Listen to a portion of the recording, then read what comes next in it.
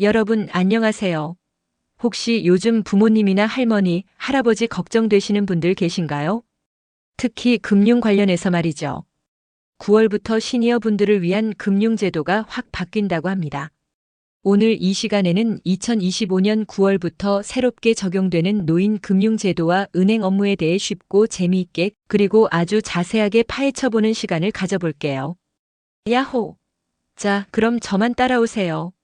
우리 어르신들 금융 생활이 훨씬 더 편리해지고 안전해질 수 있도록 정부와 은행이 아주 제대로 칼을 갈았다고 하는데요. 과연 어떤 변화들이 우리를 기다리고 있을지 지금부터 하나하나 꼼꼼히 짚어보도록 하겠습니다. 귀 쫑긋, 눈 번쩍. 첫 번째 소식은 바로 심장이 쫄깃했던 분들이라면 두 팔 벌려 환영할 소식입니다. 바로 예금자 보호 한도 상향인데요. 기존 5천만 원에서 무려 1억 원으로 2배나 늘어난다고 합니다. 와우, 대박이죠?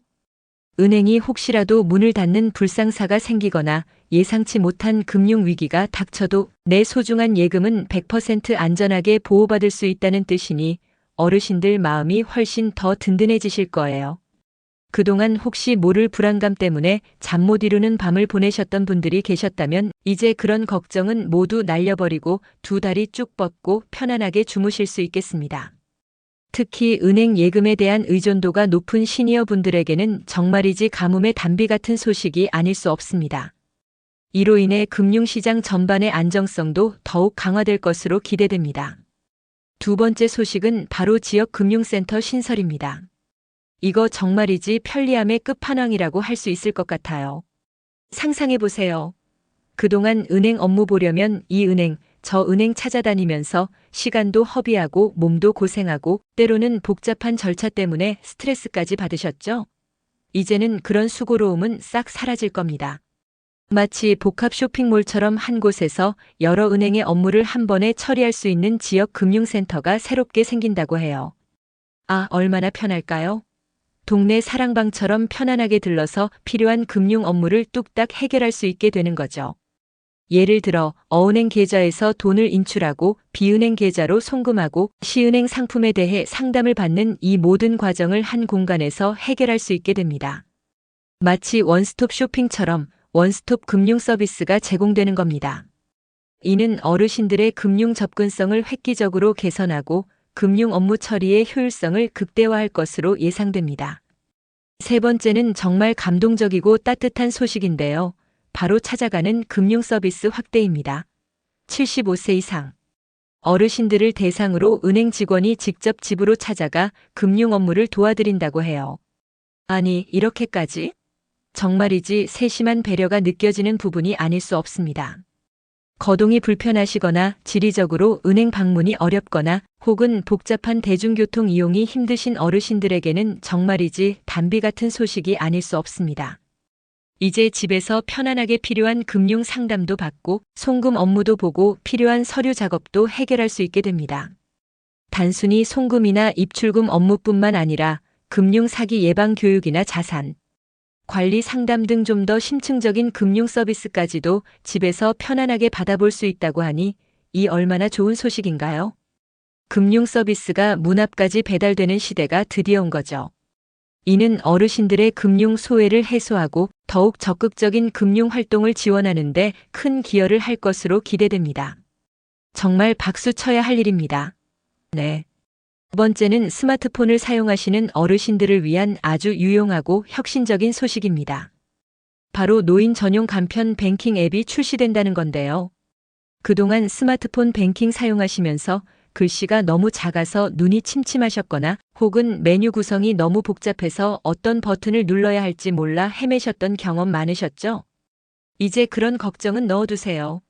글씨는 왕따시만하게 시원하게 키우고 버튼 간 간격도 넓혀서 오타를 줄이고 심지어 음성 인식 기능까지 탑재해서 어르신들도 아주 쉽게 디지털 뱅킹을 이용할 수 있도록 만들어진다고 합니다. 마치 자녀나 손주가 옆에서 하나하나 친절하게 알려주는 것처럼 쉽고 직관적인 사용자 환경을 제공하는 거죠.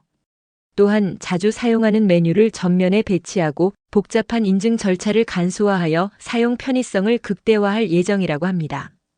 이제 은행 업무 보러 직접 은행까지 가는 수고로움 대신 집에서 편안하게 손안에서 뚝딱 모든 금융 업무를 해결하실 수 있을 겁니다. 5회. 다섯 번째는 우리에게 너무나 익숙하고 정겨운 곳, 바로 농협, 우체국 창구 활용입니다. 어르신들 중에는 복잡하고 낯선 은행보다는 어릴 적부터 익숙하고 친숙한 농협이나 우체국이 더 편하고 마음이 놓인다고 느끼시는 분들 많으시죠? 앞으로는 농협과 우체국 창구에서도 더욱 폭넓고 편리하게 금융 업무를 처리할 수 있게 된다고 합니다. 그동안 쌓아온 지역 사회와의 신뢰를 바탕으로 더욱 다양한 금융 서비스를 제공받을 수 있다는 뜻인데요. 예를 들어 기존에는 특정 은행에서만 가능했던 업무들도 농협이나 우체국에서 처리할 수 있게 되는 등 서비스 범위가 훨씬 더 넓어진다는 의미입니다. 마치 이웃집에 마실 가는 것처럼 편안하고 부담 없이 금융 업무를 볼 수 있게 될 겁니다. 이는 지역 밀착형 금융 서비스의 강화로 어르신들의 금융 생활 편의성을 크게 높일 것으로 기대됩니다. 여섯 번째 소식은 귀를 쫑긋 세우고 집중하셔야 할, 그리고 어쩌면 약간은 씁쓸할 수도 있는 내용입니다. 바로 상호금융 비과세 혜택 축소인데요. 무려 49년 동안 유지되던 농협, 새마을금고, 신협 같은 상호금융기관의 비과세 혜택이 축소될 예정이라고 해요. 헉, 이 소식에 많이 놀라셨죠? 특히 연소득 5천만 원을 초과하는 분들의 경우 2025년부터 해당 상호금융상품에 세금이 부과될 수 있다고 하니 이 부분은 정말 중요하고 심각하게 고려해야 할 사항입니다. 단순히 금리가 높으니까 좋다라고 생각하고 선택하는 것이 아니라 세금을 떼고 나서 실제 내 손에 들어오는 세후 수익률을 꼼꼼하게 따져보고 비교하는 것이 무엇보다 중요하겠습니다. 또한 한 곳에만 자산을 몰아두기보다는 여러 금융상품에 분산 투자하는 전략을 세우는 것이 현명합니다. 예를 들어 예금이나 적금뿐만 아니라 채권, 펀드 등 다양한 상품을 고려하여 세금 변화에 따른 리스크를 분산하고 안정적인 수익을 추구하는 지혜가 필요합니다. 이제 똑똑하게 자산 관리해야 할 때입니다. 이러한 변화는 금융시장의 건전성을 높이고 세수 확보에도 기여할 것으로 보이지만 개인 투자자들에게는 더욱 신중한 자산 관리 전략을 요구할 것입니다. 일곱 번째 소식은 바로 오픈 뱅킹 확대입니다. 오픈 뱅킹이라는 말 조금 생소하시거나 어렵게 느껴지실 수도 있는데요. 쉽게 말해서 어떤 은행에 계좌가 있든 상관없이 다른 은행 앱이나 창구에서도 내 모든 은행 계좌를 조회하고 이체하는 등의 금융 업무를 볼 수 있는 서비스예요. 그런데 이 서비스가 스마트폰 앱을 넘어 오프라인, 즉 은행 창구까지 확대된다니 정말 편리함의 끝을 보여주는 것 아니겠습니까?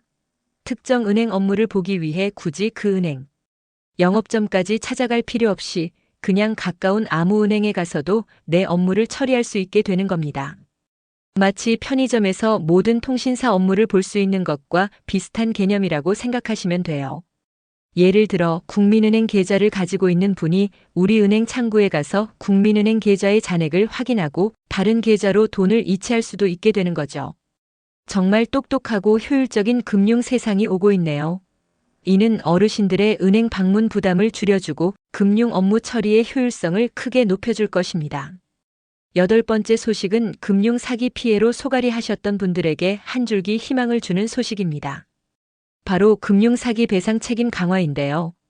요즘 보이스피싱이니 스미싱이니 파밍이니 금융 사기 수법이 워낙 교묘하고 지능적이라서 나도 모르게 당하는 경우가 많잖아요.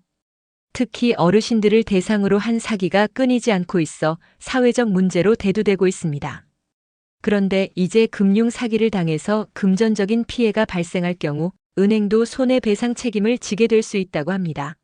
와우! 이는 정말이지 큰 변화이자 금융 소비자 보호를 위한 강력한 조치라고 할 수 있습니다. 은행이 고객의 자산을 보호해야 할 책임이 더욱 커지는 것이니 어르신들의 소중한 재산을 지키는데 큰 도움이 될 것 같습니다. 이제 은행도 더욱 철저하게 금융 사기 예방 시스템을 강화하고 고객들에게 사기 예방 교육을 적극적으로 실시하는 등 고객 보호에 더욱 힘쓰게 되겠죠. 이는 금융 소비자들이 더욱 안심하고 금융 서비스를 이용할 수 있는 환경을 조성하는 데 기여할 것입니다. 마지막으로 아홉 번째 소식은 우리 미래 세대, 즉 청소년들을 위한 아주 중요하고 희망찬 내용입니다. 바로 고등학교 금융교육 강화인데요. 요즘 청소년들이 불법 사금융에 빠지거나 혹은 금융 지식이 부족해서 경제적인 어려움을 겪는 경우가 종종 발생하고 있습니다. 이러한 문제들을 미연에 방지하고 청소년들의 올바른 금융 이해도를 높이기 위해 고등학교 교과 과정에 금융과 경제생활 과목이 신설된다고 합니다. 어릴 때부터 올바른 금융 지식을 배우고 합리적인 경제관념을 키울 수 있게 되는 거죠. 예를 들어 용돈 관리법부터 저축의 중요성, 투자와 위험 관리, 그리고 건전한 신용생활 등 실생활에 꼭 필요한 금융 지식들을 체계적으로 배울 수 있게 됩니다. 우리 아이들이 똑똑한 소비자가 되고 현명한 투자자가 될 수 있도록 학교에서부터 제대로 가르쳐주는 것이니 정말 박수 쳐줄 만한 일입니다. 이는 장기적으로 국가 경제의 건강한 성장을 위한 초석을 다지는 의미도 있습니다. 자, 이렇게 2025년 9월부터 확 바뀌는 시니어 노인 금융제도와 은행 업무에 대해 자세히 알아봤는데요. 정말이지 많은 변화가 우리를 기다리고 있죠? 이러한 변화들을 잘 숙지하고 적극적으로 활용한다면 우리 어르신들의 금융 생활이 훨씬 더 안전하고 편리하고 윤택해질 수 있을 겁니다. 시대의 흐름에 발맞춰 금융 생활도 스마트하게 변화시켜 나가는 지혜가 필요한 때입니다. 하지만 여기서 잠깐, 아무리 좋은 제도라도 몇 가지 주의사항은 반드시 숙지하고 있어야겠죠? 첫째, 스마트폰의 개인정보나 주민등록증, 운전면허증 같은 중요한 신분증 사진을 함부로 찍어 보관하지 마세요. 혹시라도 스마트폰을 잃어버리거나 악성 코드에 감염되어 해킹당한다면 개인정보 유출로 인한 금전적, 정신적 피해가 매우 클 수 있습니다. 항상 보안에 유의하시고 중요한 정보는 안전한 곳에 보관하는 습관을 들이세요. 둘째, 자산 이동이나 큰 금액의 투자 결정 등 중요한 금융 결정을 내릴 때는 반드시 신중하게 생각하고 감정적으로 판단하기보다는 이성적인 분석을 토대로 결정해야 합니다. 그리고 가능하다면 은행의 전문 PB 프라이빗 뱅커나 독립적인 금융 전문가와 충분히 상담하는 것이 좋습니다. 여러 전문가의 의견을 들어보고 본인에게 가장 적합한 방향을 선택하는 것이 중요합니다. 셋째, 2025년부터 2027년은 자산 포트폴리오를 재편할 수 있는 아주 중요한 시기라고 금융 전문가들은 입을 모아 말하고 있습니다. 앞서 말씀드린 상호금융 비과세 혜택 축소와 같은 변화들을 고려해서 내 자산을 어떤 금융상품에 어떤 비율로 배치할지 미리미리 고민하고 계획하는 것이 현명한 자세겠죠? 분산 투자를 통해 위험을 줄이고 안정적인 수익을 추구하는 전략이 그 어느 때보다 중요해질 것입니다. 여러분, 오늘 알려드린 정보들이 우리 부모님, 할머니, 할아버지의 금융 생활에 조금이나마 도움이 되었으면 좋겠습니다.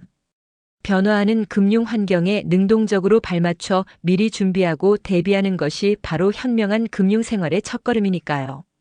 저는 다음에 더 유익하고 재미있는 정보로 다시 찾아오겠습니다. 좋아요, 구독은 영상 제작에 큰 힘이 됩니다. 그때까지 모두 건강하고 행복하세요.